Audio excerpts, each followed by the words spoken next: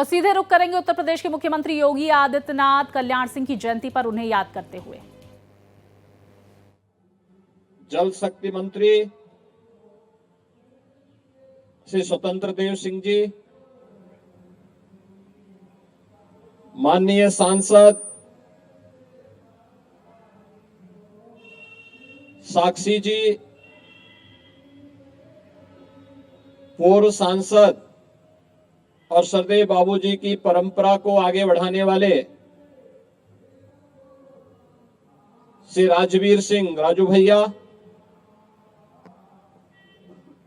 प्रदेश सरकार में मंत्रिमंडल के मेरे सहयोगी श्री संदीप सिंह जी, सभी माननीय जनप्रतिनिधिगण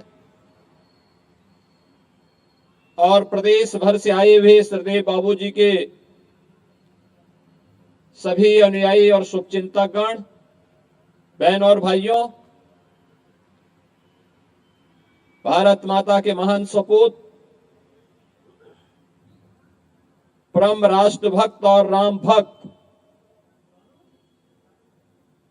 सरदेव बाबूजी की आज की इस पावन जयंती के अवसर पर मैं प्रदेश सरकार की ओर से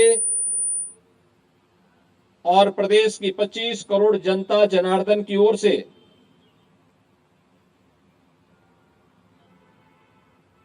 सरदेव बाबूजी की स्मृतियों को नमन करते हुए उन्हें विनम्र श्रद्धांजलि अर्पित करता हूं। आज ही के दिन 1932 में जनपद अलीगढ़ के एक छोटे से गांव में एक सामान्य किसान परिवार में सरदेव बाबूजी का जन्म होता है। बचपन से ही, बाल्यकाल से ही देश की आजादी की लड़ाई को देखने का और ये देश आजाद होगा, स्वतंत्रता के इस बोध और भावी भारत के निर्माण में हमारी क्या भूमिका होगी, इन संस्कारों से उत्प्रोत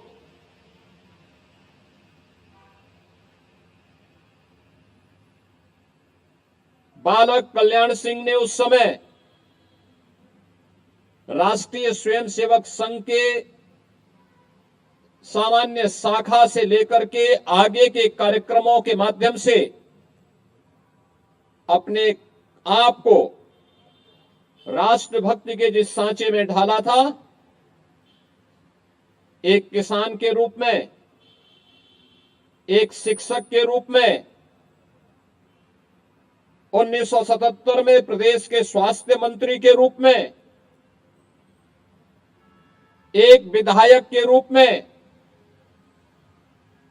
सांसद के रूप में, 2 बार प्रदेश के मुख्यमंत्री के रूप में और 2 राज्यों के राज्यपाल के रूप में उनकी कार्यकुशलता, उनकी कर्मठता और उनकी प्रशासनिक क्षमता की दक्षता को हर एक व्यक्ति ने स्वीकार किया। अक्सर होता है कि लोग सत्ता के लिए सिद्धांतों को तिलांजलि दे देते हैं, कुछ प्राप्त करने के लिए मूल्यों के साथ समझौता करते हैं। लेकिन एक ऐसा व्यक्तित्व भी था जिन्होंने मूल्य और सिद्धांतों के साथ कोई समझौता कभी नहीं किया।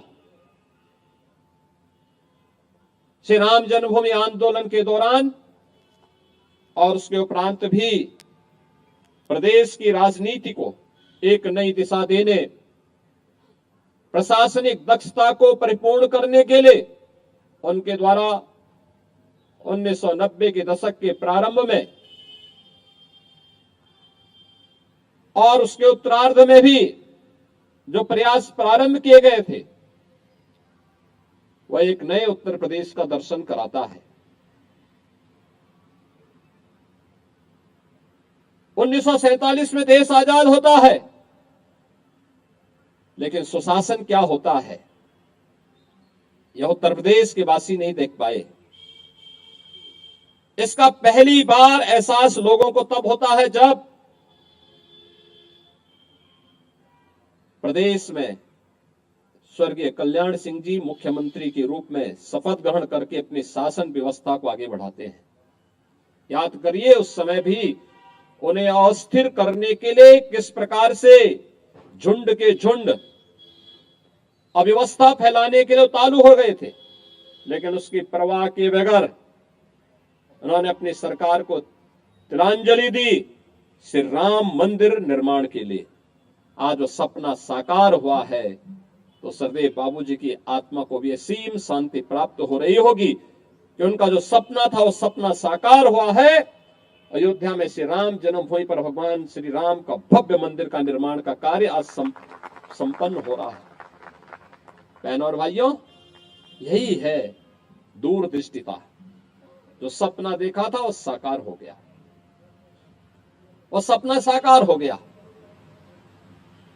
पंडित दीनदयाल उपाध्याय के जिस एकात्म मानवतावाद को उन्होंने राष्ट्रीय स्वयंसेवक संघ की पाठशाला में सीखा था, उसको जमीनी धरातल पर उतारने का काम भी किया।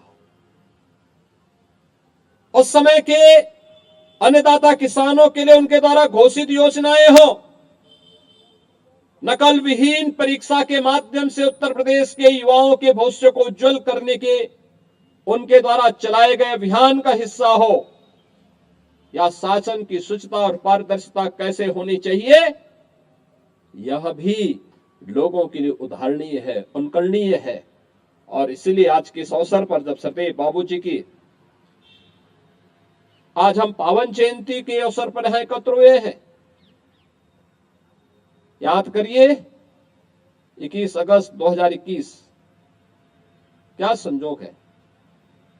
एक ही तिथि, एक ही सन, वे हमारे बीच नहीं रहे,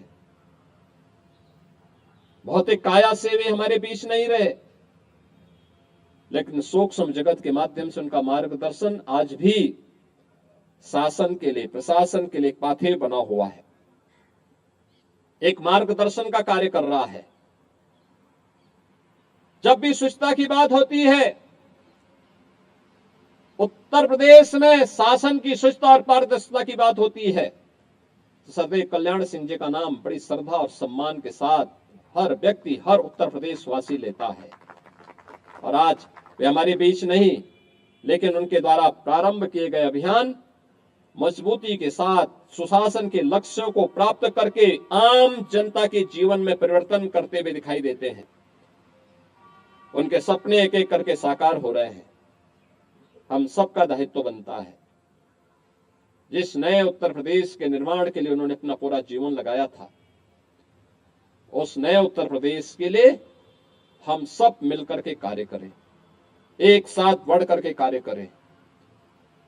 राष्ट्रवाद और सुशासन का यह मंत्र ही नए भारत के निर्माण में उत्तर प्रदेश की भूमिका को रेखांकित कर पाएगा। आज सरदेव बाबूजी हमारे बीच नहीं, लेकिन उनकी विरासत यही होती है कि कभी जिस बेसिक शिक्षा स्कूल के छात्र के रूप में उन्होंने पढ़ा होगा, जिस बेसिक शिक्षा परिषद के स्कूल में एक अध्यापक के रूप में अपने अपने कार्यक्रम को आगे बढ़ाया होगा, आज उनका ग्रैंडसन उस विभाग के मंत्री के रूप में शिक्षा को एक नई दिशा दे रहा है।